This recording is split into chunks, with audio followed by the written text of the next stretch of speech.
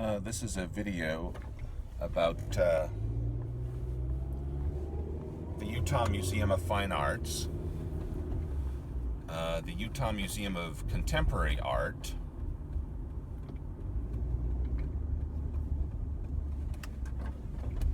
the Salt Lake County GOP, which is the Salt Lake County Republican Party,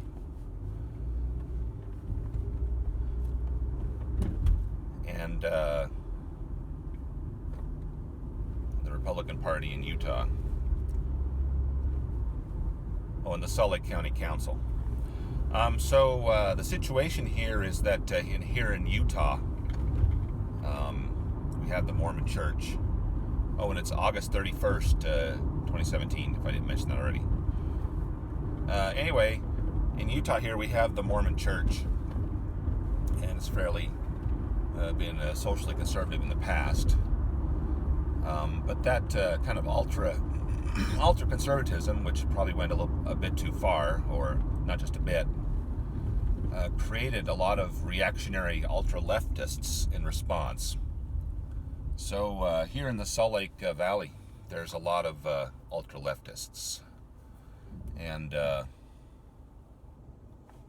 with ultra-leftism, I've discovered recently through people like Jordan Peterson and Gad Sad and Stefan Molyneux and some others, that ultra-leftism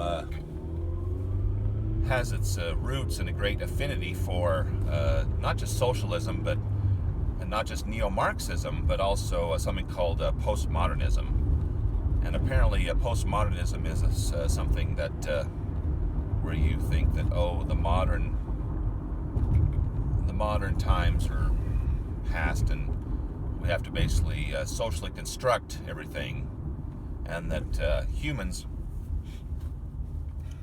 they claim that humans transcend our animal nature by being able to have our brains be malleable to an infinite degree, and that our biology doesn't define us, and that gender doesn't matter, and the gender is malleable, and gender is non-binary.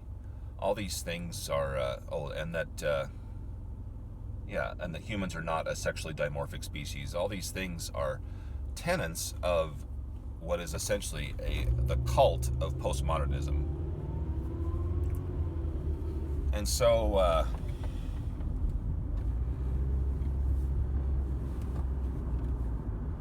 anyway, so a side effect of that is that, and there's also hierarchy with the social justice warrior left, a hierarchy of group blames and group rights,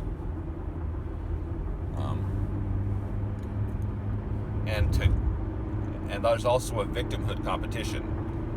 The more you are a victim, the higher you rise on the hierarchy. So, for example, if you're a so-called white male, a pink-skinned male, you're pretty low. But one way you can, on the hierarchy, a few ways you can go up on the hierarchy is to declare that you're either gay or trans or gender fluid. If you declare one of those, you go from down here to way up on the top, pretty much on the top. The only people higher than you are Muslims. But you're just below the Muslims, being either gay or transsexual, also known as gender dysphoric, or gender fluid, which is, I'm not sure where that fits between those three. Maybe it depends on how much you whine about your life and about how oppressed you are. The better you are at doing that, the higher you go on this racist, bigoted, and violent, as per Antifa and BAM, the wastrel shits in those organizations, wastrel, violent shits. Anyway, it's a competition, victimhood competition. So anyway, with regard to postmodernism,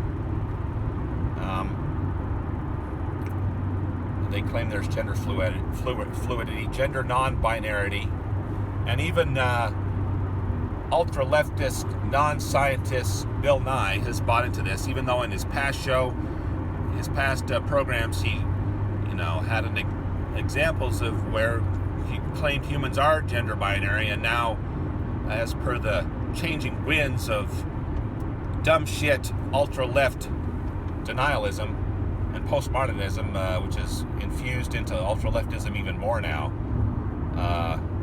as per all that, Bill Nye decides to change with the winds just so he can rake in more cash.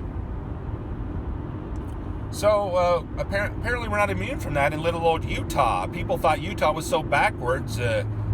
Maybe backwards is the new forwards. I'm not sure, but there are some. I admit that the Mormon Church did go too far in the past with their interrogations of the youth with regard to their coming of age activities, which are pretty normal for children coming of age, and interrogating children with regard to those. I don't know whether that's still happening. If it is, then I can guarantee you more ultra-leftists will be the result. So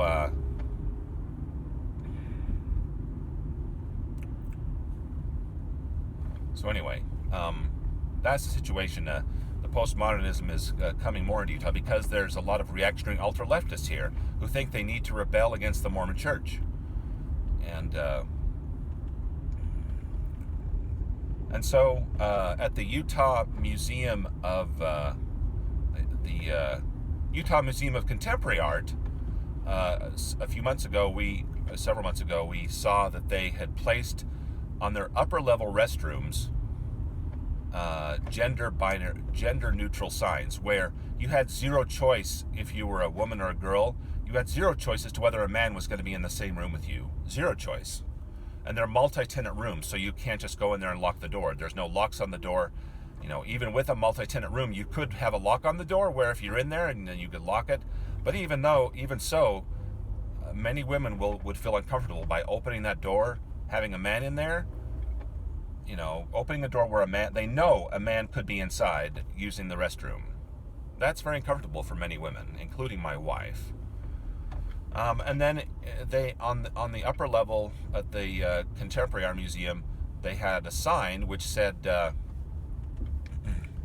you can go downstairs and use some single stall restrooms if you must, but the lights were usually off in that area, and also the elevator was in a state of disrepair, very trashy looking, and not moving very well. So I sent a letter to the Sully County Council about that, and then eventually they responded and said, they cleaned up the restroom, they cleaned up the elevator, made it work nicer, and then they put signage on the elevator so it no longer said staff only, instead said that there were restrooms in the basement or some such thing. Single stall restrooms. But think about it, if you are like a normal human being, and there's kind of a bell curve of distribution of what's normality. If you're an outlier, there's less outliers. If you're normal, you're kind of in the bigger hump in the middle, which means it's more common. You're more in the more normal, common set, the more populous set of traits.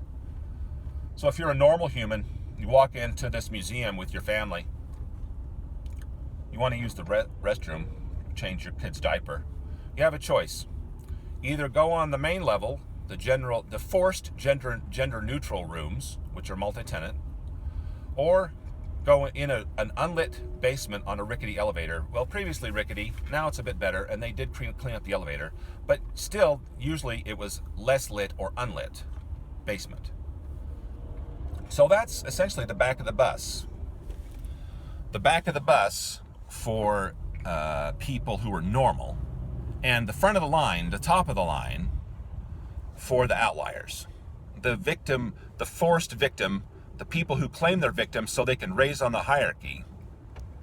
And keep in mind, this competition is also a competition to be who's the best non-child rearer. the best person at, at not quote-unquote breeding. And I realize that breeder is kind of a derogatory term in the past, but and it's still a derogatory term used by the leftists who hate people who actually reproduce, who hate people who have children. They hate children. They hate people who have children. I've seen this firsthand. They at leftist atheist meetings, they're run by the Stonewall social justice warriors. They refer to people who reproduce as breeders. So if you're a breeder, to use the derogatory term of the left for someone who actually is a normal person, if you're a breeder, you need to go to the back of the bus if you visit the Utah Museum of Contemporary Art with regard to just want to use the restroom. And if you're a younger female who's kind of a naive about the evil, corrosive nature of neomarxist postmodernism, you might be tempted to go into those gender-neutral restrooms up on the first floor, the main floor, the regular floor, the ground floor. You might be tempted to go in there and say, hey, let's try this gender-neutral experiment. But the Utah Museum of Contemporary Art doesn't charge admission, so homeless men could be lurking in there. There's nothing to keep a homeless man from walking in that museum if he, doesn't seem completely drunk or something. Walking in there, lurking in the restroom, and then abusing a woman, a naive, young, millennial woman who goes in there and thinks, hey, let's try this gender-neutral stuff, see what happens. So they put women and girls at risk, and they also put normal people to the back of the bus. That's what this identity politics, social justice warrior hierarchy of group rights, group blames, victimhood competition bullshit does. Puts normal people at the back of the bus, women and girls especially. So if you're a feminist, you're basically a traitor unless you oppose this bullshit, this stuff that it puts women and girls at risk. Okay. So gender neutral is one thing. So next, and there's something to do with art graduates. In the social sciences are often not sciences, but in the liberal arts area, this postmodernism bullshit is very prevalent. And so these art graduates think that, and art department managers think, hey, postmodernism means that I, as an art graduate and manager of an art department, get to decide what human biology is. So so this brings us to the Utah Museum of Fine Arts. So this is another example of the problem. Utah Museum of Fine Arts has a sign next to their main restrooms, next to their little cafeteria, cafe, that says they have male and female signs, but then they also say their sign is essentially apology for the fact that they have to have a sign up there, and it says UMFA acknowledges that gender is not binary. That's one statement they make, and then they also say feel free to use whatever restroom you want to. Now you'll notice that there's no mention of what happens if you're a woman or a girl who doesn't want to be in a restroom where a man could be in there, which is essentially what this sign says. Where's the choice for the normal women and girls? Where's the choice for the women and girls who, it's not just the Mormon, I'm not a Mormon anymore, but it's not just the Mormon women and girls, which there's lots of in Utah, so the UMFA doesn't apparently give a shit about the Mormon women and girls in Utah who don't want to be in a restroom where a man might be coming in anytime, or might be in there right now. It's not just the Mormon women and girls they don't give a shit about. It's everyone else. You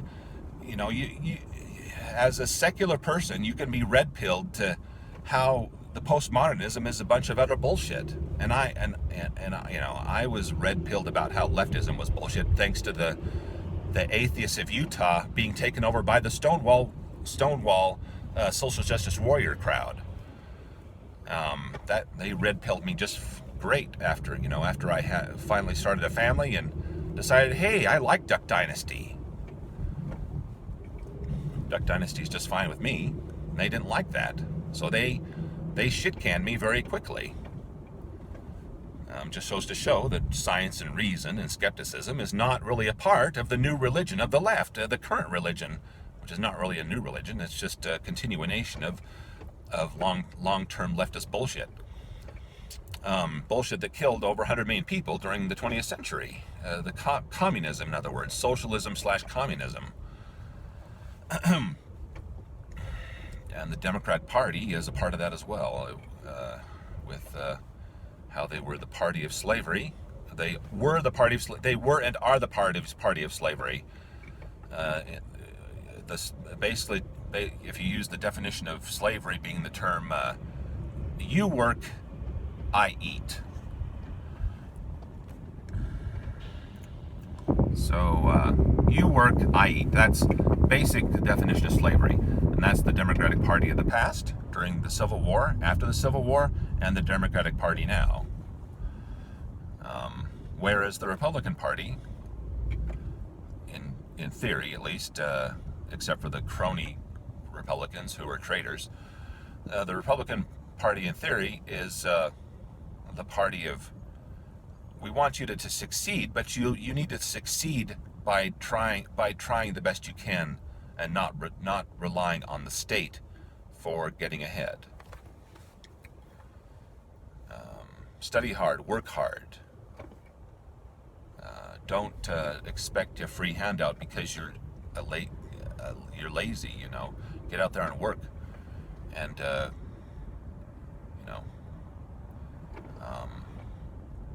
there should be a ladder to success. And I agree with Dinesh D'Souza that the ladder needs to be provided by the government. But it shouldn't be a situation where the Democrats throw a rope down, but they never pull you up to the top. Socialism is essentially a Ponzi scheme. So, Marxism, socialism, it's a Ponzi scheme. It's a scheme where the people at the top lie about what the whole situation is as a means of just control and power and getting money for themselves. And the fruits never trickle down. They don't trickle down in North Korea. They don't trickle down in Venezuela. They didn't trickle down in the Soviet Union. They don't trickle down in the Democrat-run places where the Democrat leaders live in gated communities, while the regular chumps who keep voting Democrat live in slums. So anyway. Yeah, so this claim of the Utah Museum of Fine Arts that gender is non-binary has no basis in science at all. Humans are a gender binary species, a sexually dimorphic species. 1.2 billion years of evolutionary history, and then, how long has it been? Maybe 50 years or something. However long the postmodern movement, a movement which needs a lot of laxative apparently, however long the postmodern movement has been around, is this denialism. So we have 1.2 billion years of evolutionary history and human nature history. 1.2 billion years is how long sexual animals have been around. So 1.2 billion years of that history. And then we have these utter morons who value non-reproduction, non-life, nihilism, as social denialist social construction as their highest ideals. So, yes, it's in Utah because there's a lot of reactionary social justice warriors here. And the Salt Lake County Republican Party, I wrote to them and they sent me back basically a bullshit letter saying, "Oh, we're sorry we can't help you." And then they said some bullshit phrases like, I don't know, some platitude or something that was meant to like pat me on the head a little bit. "Oh, good little you. Thanks for writing us, and here's our high-minded principles for you to think about." It's like, what the hell? These people don't even care if women get raped in the Utah Museum of Contemporary Art when they go into the gender-neutral restrooms where homeless men could be lurking. The Salt Lake County Republican Party. Who'd have thunk it?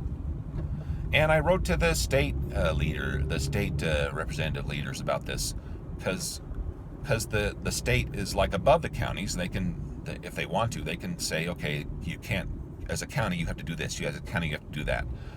The state Republicans didn't care either. So, who cares about women and girls these days? Is it only ex-Mormon atheists like me who've been red-pilled to the evils of leftism? Or do Mormons care about social conservatism anymore? Or was the defeat of the marriage thing in California enough to let people just be cowed into silence? Who cares about women and girls? Who cares about the high nature of generals' enlightened social conservatism?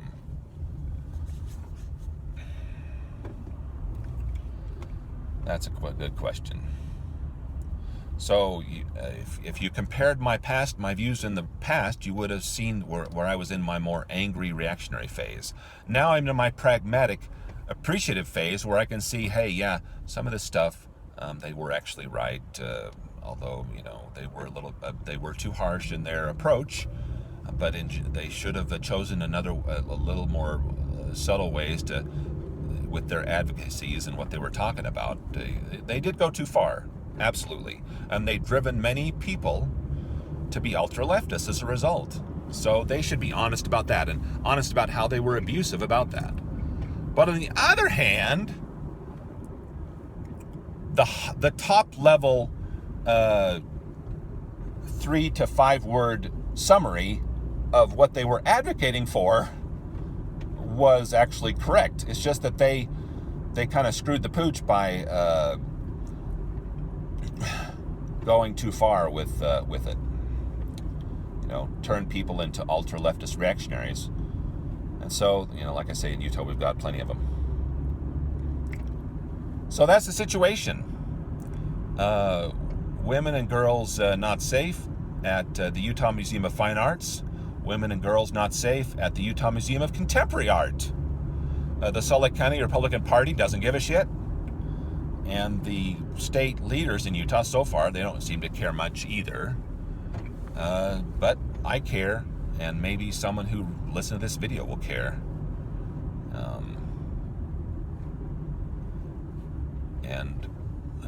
We're going to keep fighting postmodernism. Fighting these neo-Marxist ideas, which are part of the postmodern meme set. So that's it. All right. More later.